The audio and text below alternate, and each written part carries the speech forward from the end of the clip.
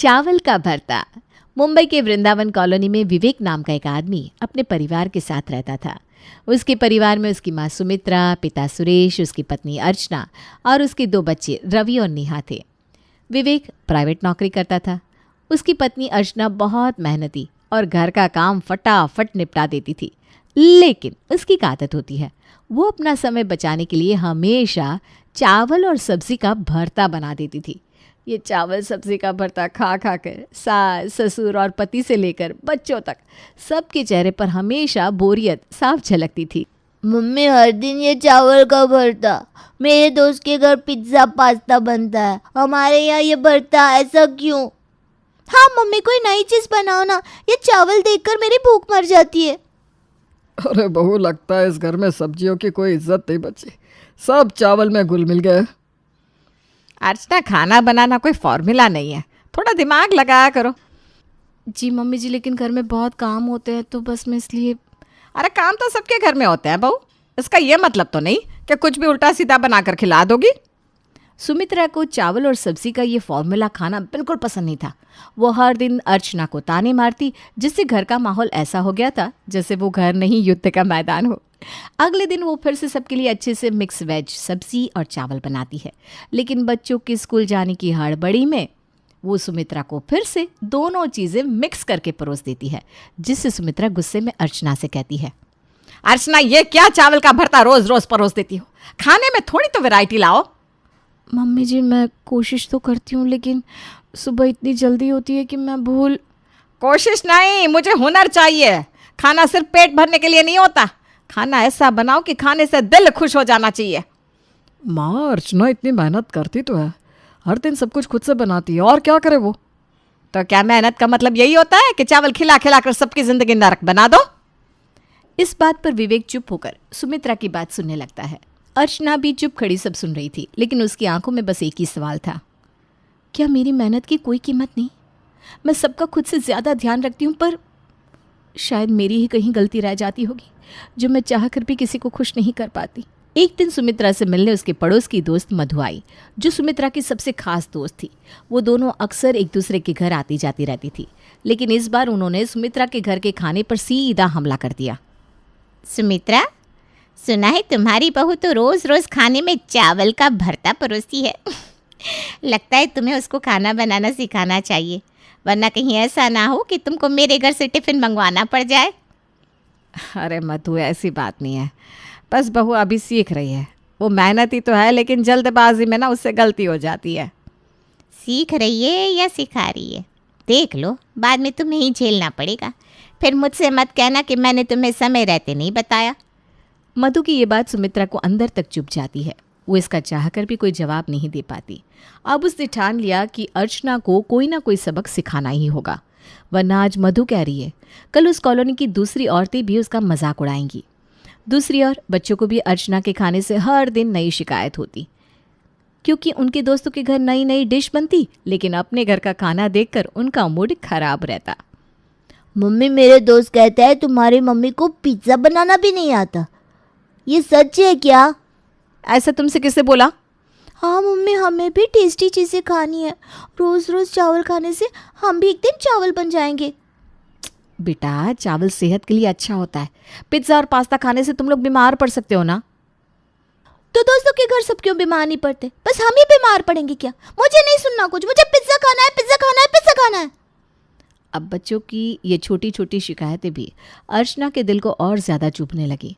उसे समझ में नहीं आ रहा था कि वो कैसे सबको खुश करे। उन दिनों उसकी ननद पायल भी उसके मायके आई हुई थी। तभी उसके ससुर सुरेश, जो हमेशा हल्के फुल्के अंदाज में बात करते थे, वो भी इस बार चावल के मुद्दे पर अर्चना को टोकने लगे।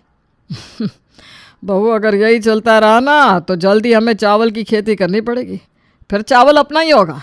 तो बस चावल उबाल कर चिंगाला लहू करते हुए आदिवासियों की तरह जिंदगी जी लेंगे। पापा, और हम सब ना चावल किंग फैमिली बन जाएंगे। ठीक है, अब मजाक बंद करो। अर्चना, कुछ अलग बनाना सीखो भाई, खाने में बस चावल का भरता तो मत बना दिया करो। जी मम्मी जी, मैं समझ गई, कोशिश करूँगी। अर्चना ने अब ठान लिया कि अब वो सबकी शिकायतें खत्म कर देगी। उसने खाना बनाने के नए नए तरीके सीखने शुरू कर दिए।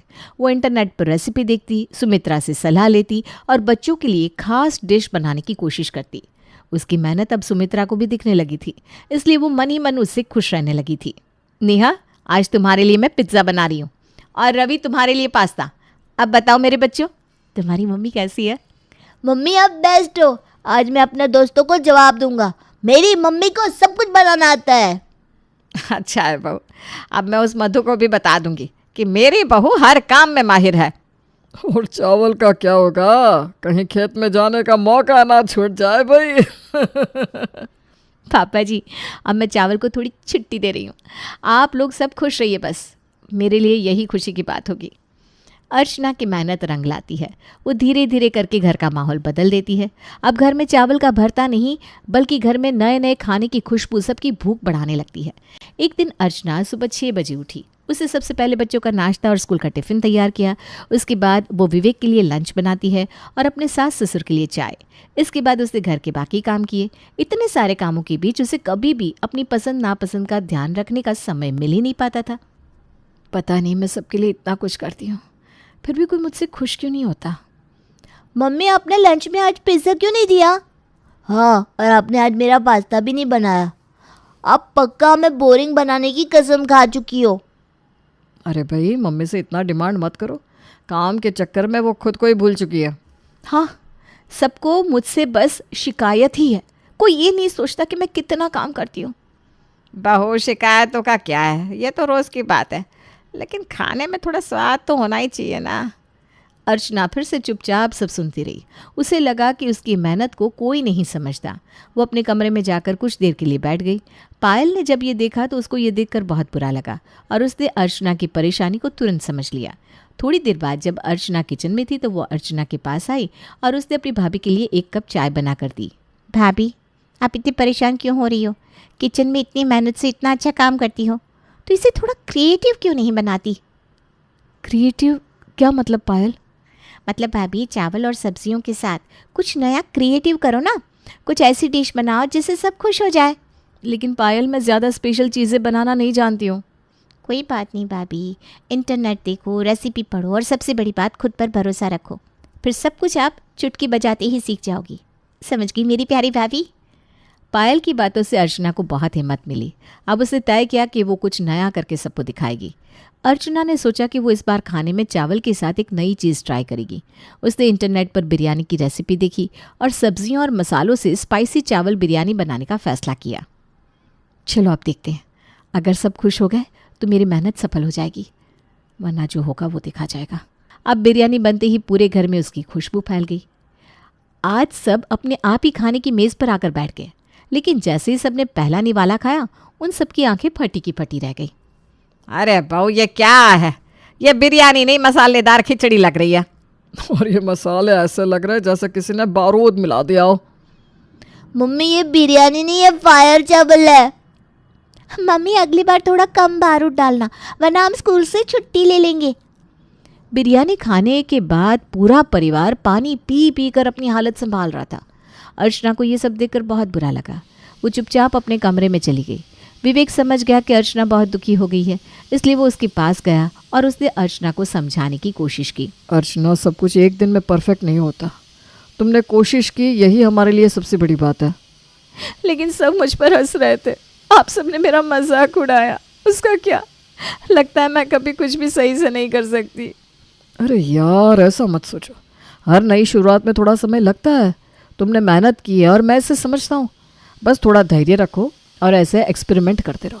उसके बाद मैं तुमसे कहता हूँ, मैडम जी, इस मोहल्ले की सबसे बेस्ट शेफ आप होंगी।